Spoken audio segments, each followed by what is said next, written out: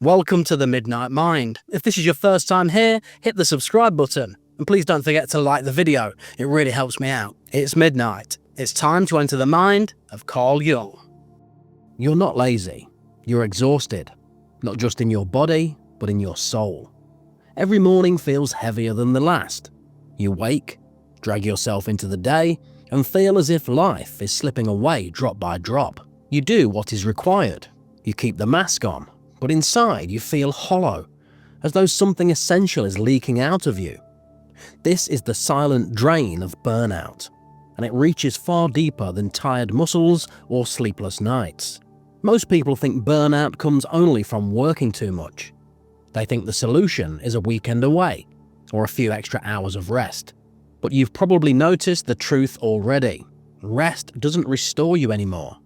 You can sleep, you can stop, you can even take a vacation, and still the exhaustion remains. That's because burnout is not just about effort. It's about meaning. It's the slow suffocation of the soul when life becomes a machine of endless demands. Schopenhauer understood this truth long before modern psychology had a name for it. He saw that life is driven by a blind, restless force he called the will. This will never rests, never stops, never feels satisfied. It pushes us to chase more success, more recognition, more security. Yet no achievement brings peace for long. As he wrote, life swings like a pendulum, backward and forward between pain and boredom. Burnout, in this sense, is the modern face of the will consuming itself. You feel it when you finish a task only to find 10 more waiting. You feel it when promotions or praise bring no real joy, only the pressure to climb further. The momentary relief of success fades quickly, and the gnawing hunger for more returns.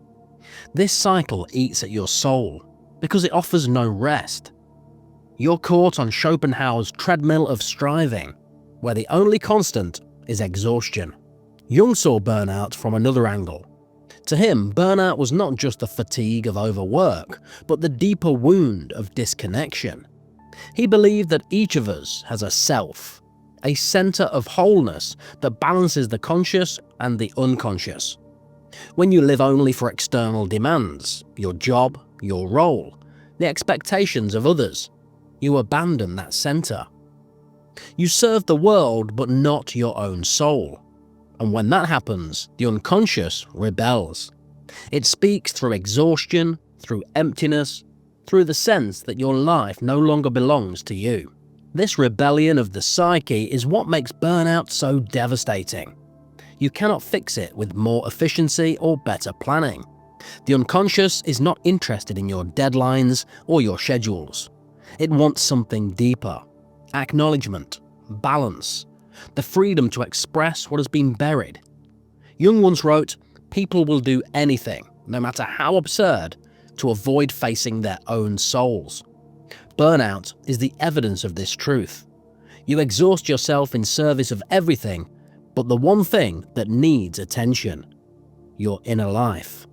Think about your own routine. How much of it is truly yours? How many hours do you spend chasing things you don't even believe in? How often do you silence the voice that whispers, "I can't keep living this way"? Burnout isn't just the weight of your tasks. It's the weight of denying your own reality. It's the cost of loyalty to demands that hollow you out from the inside. The tragedy of burnout is that it disguises itself as weakness. You blame yourself for not being strong enough, disciplined enough, resilient enough. But the truth is far darker. Burnout is not a failure of energy. It's a failure of meaning. You can run at full speed. You can grind through endless tasks. But without connection to why you are living, the soul withers. The body can only obey for so long before the spirit collapses. Burnout is the evidence that your life has drifted into imbalance. Schopenhauer's will is driving you endlessly forward, but Jung's self is left behind in the shadows. You serve the world, but you abandon yourself. And every day you continue. The hollow space inside you grows. That's when even small tasks feel unbearable. That's why every achievement feels empty. It's not your strength that is failing, it's your soul crying out for recognition. This is the silent drain, the kind of exhaustion no sleep can cure.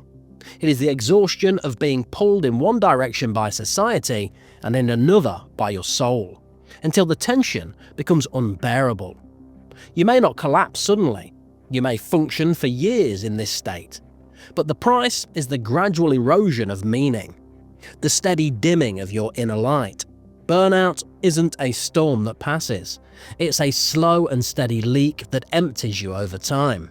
If you're listening to this, it means you already feel it. You feel the gap between the life you live and the life your soul longs for. You feel the weight of endless striving without rest. You feel the numbness of a routine that sustains your body but starves your spirit. Burnout is not a passing inconvenience. It's the signal that something inside you is breaking, and if you ignore it, it will consume you completely. This is why we must look deeper. Burnout cannot be healed by surface solutions. It cannot be solved by vacations or by temporary relief, or by pretending the problem is only in your workload. The real truth lies beneath. Schopenhauer shows us how endless striving devours itself. Together, they revealed the hidden nature of burnout. Not a weakness of energy, but a crisis of meaning. Burnout is not a single event. It's the slow unraveling of a life that runs against its own nature. To see why your soul burns out, we need to return to Schopenhauer's insight. He saw the human condition as endless craving, an insatiable hunger driven by the will. Each desire creates the illusion of fulfillment, but when achieved, the satisfaction fades quickly, leaving only emptiness. This is why victories feel shallow. They're not endpoints, but pauses before the hunger returns. Think about your own milestones: the degree, the job, the promotion, the relationship. How long did that satisfaction last? Days? Maybe weeks. Then, like Schopenhauer's pendulum, you swung back into dissatisfaction. The striving began again, demanding a new goal, a new object, a new reason to run faster. This is the treadmill that wears down the soul. You're not only tired because of work itself, you're tired because your desires regenerate endlessly, leaving no space for true rest. The modern world amplifies this cycle. In Schopenhauer's time, the will was seen in human ambition and longing. Today, it's weaponized by society. Every advertisement, every social feed, every comparison with others feeds the craving. Productivity culture transforms the will into an industry. Your exhaustion becomes profitable. Companies glorify busyness as virtue, while silently draining you of years and meaning. You're encouraged to crave endlessly, not for survival, but for the economy's survival. And so the treadmill accelerates. Jung adds another layer to this understanding. He believed that burnout was not just exhaustion, but imbalance with the psyche. When the conscious mind serves only external duties, it represses the needs of the unconscious. You sacrifice your inner world for the outer one. Over time, this repression generates symptoms: exhaustion, cynicism, emptiness. They're not random. They're the psyche's alarm bells. The unconscious doesn't whisper politely. It drains your energy. It sours your joy. It forces you to confront what you've buried. Imagine the cost of ignoring your inner voice for years. You silence the desire to create, to rest, to explore, to connect authentically. You suppress anger, grief, longing. You bury everything that doesn't fit your role. But the psyche cannot be silenced forever. The unconscious will return, not as inspiration, but as burnout. What feels like weakness is often rebellion. Jung would say your soul is staging an uprising, demanding that you stop living only for the world outside. This is why burnout carries such a peculiar emptiness. You may still function. You may still succeed. From the outside, your life looks intact. You smile, you perform, you meet expectations. But inside, everything feels hollow. This is the mask of burnout. Outward achievement, inward desolation. You're like the actor trapped on stage, reciting lines that no longer belong to you. The applause continues, but you feel no connection to the role. Slowly, the performance consumes the person beneath it. The herd plays its role as well. Society thrives on conformity. It rewards those who push themselves to exhaustion while labeling resistance as laziness. The crowd praises the one who works late, who never refuses, who sacrifices health for deadlines. And so you imitate, you compare, you measure your worth against others who are equally drained. This is the herd instinct Jung warned about, the loss of individuality under the weight of collective expectations. You burn out because you serve the herd instead of your own soul. Technology has made this even more insidious. The herd is now in your pocket, on your screen, whispering constantly. You're shown the success of others, their curated lives, their achievements stacked like a wall against your self-worth. To keep up, you accelerate. To belong, you perform. But belonging bought at the cost of your essence is not belonging at all. It's submission. Burnout is the price of playing a game whose rules you never questioned. And so the cycle tightens. Schopenhauer's endless craving drives you forward. Jung's ignored unconscious drains you from within. The herd glorifies exhaustion and ridicules pause. You keep running, even as the meaning dissolves, even as the inner voice begs for recognition. This is why burnout feels like betrayal, because it is. It's the betrayal of yourself in service of demands that will never end. You trade pieces of your soul for fleeting approval, until there's nothing left to trade. Notice how burnout thrives on silence. You rarely admit it aloud, you downplay it. You laugh about being tired. You tell yourself that everyone feels this way. And perhaps they do, but the truth remains. The silence feeds the drain. Jung said, people will do anything, no matter how absurd, to avoid facing their own souls. Your busyness, your denial, your excuses, these are ways of avoiding the confrontation. But the soul keeps score. Every time you ignore it, the emptiness deepens. Burnout is not random. It is the precise consequence of living in opposition to your own nature. When you obey the will's endless striving without pause, exhaustion is inevitable. When you abandon yourself to meet external demands, emptiness follows. When you join the herd in glorifying overwork, you lose the chance to ask why you are working at all. Burnout is not weakness. It is truth breaking through the lies you tell yourself about your strength. The question, then, is not why burnout happens.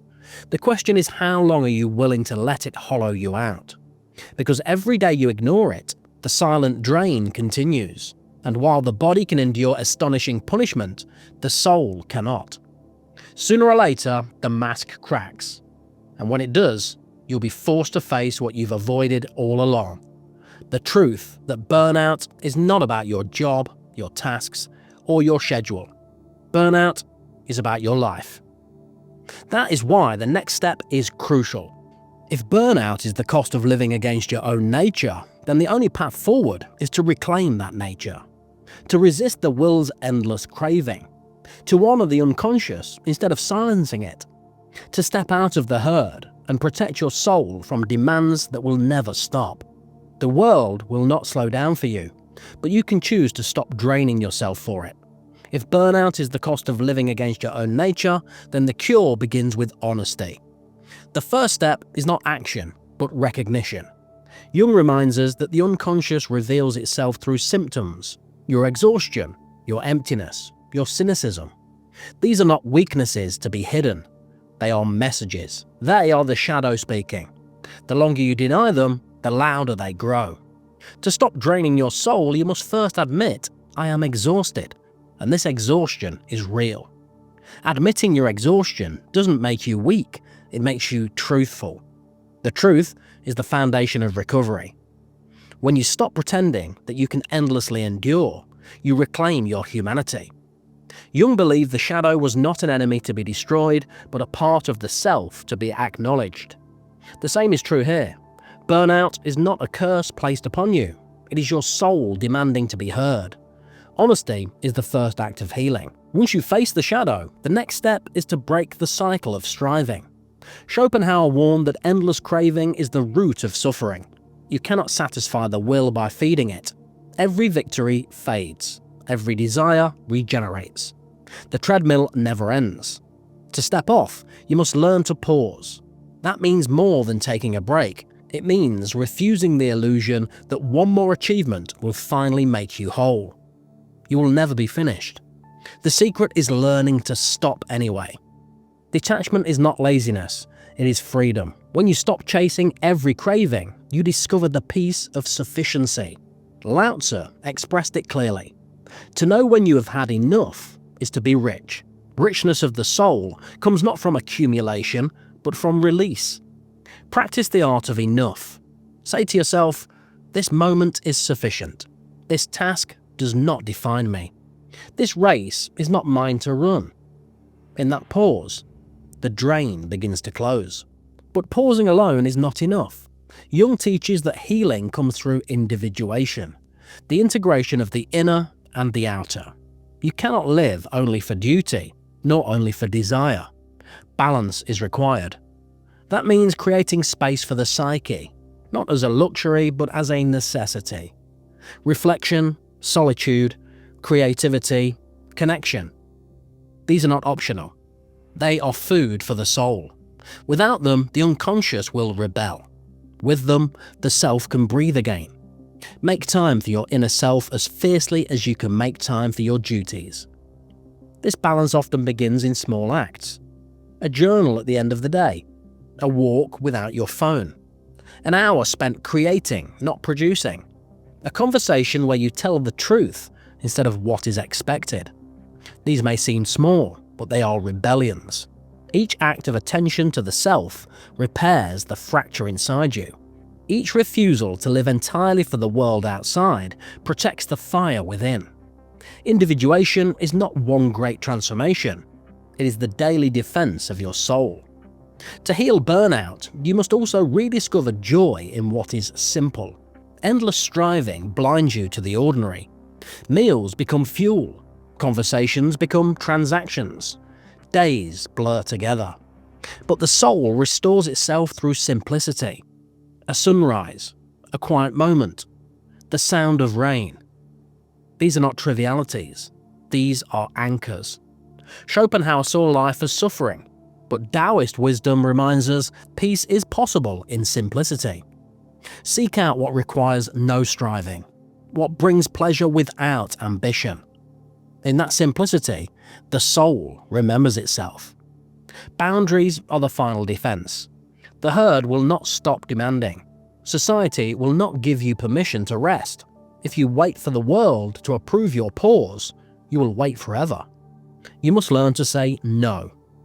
Every no is not a rejection, but preservation. Every no is a defense of your life against demands that you do not serve. This is the hardest step because it feels like betrayal. But in truth, it is loyalty to yourself and to the life you were meant to live. Saying no is not selfish, it is survival. The crowd thrives on obedience, and burnout is its cost. But you are not obligated to pay. The moment you draw boundaries, you step outside the herd. You reclaim the right to live as more than a machine. You protect the soul from the drain. And though the world may push back, you will discover a strength far greater than blind endurance. The strength to live on your own terms. So what does it mean to stop draining your soul? It means you recognize the shadow instead of denying it. It means to break the cycle of endless striving and practice the art of enough. It means you reconnect with the self through reflection, creativity, and balance. It means you rediscover joy in the ordinary, and you defend that joy with boundaries the herd cannot cross. This is not an easy path. It requires courage, but it is also the path that protects the soul. Remember, the world will not stop asking. It will not stop demanding more of you, faster, stronger, endlessly. If you give everything, it will take everything. Burnout ends only when you decide to stop the drain. When you realize your life is more than productivity. When you choose to protect your soul against demands that will never end. Schopenhauer showed us the futility of striving. Jung showed us the rebellion of the soul. Lao Tzu showed us the peace of enough. Now the choice is yours. Burnout is not your destiny. It is a warning, a signal that you cannot keep living as you are. The herd will always obey. Authority will always command. The will always crave. But you don't have to be consumed. Freedom begins with refusal. Healing begins with protection. Stop draining your soul, and you will discover what was there all along. A self capable of meaning, of joy, of balance.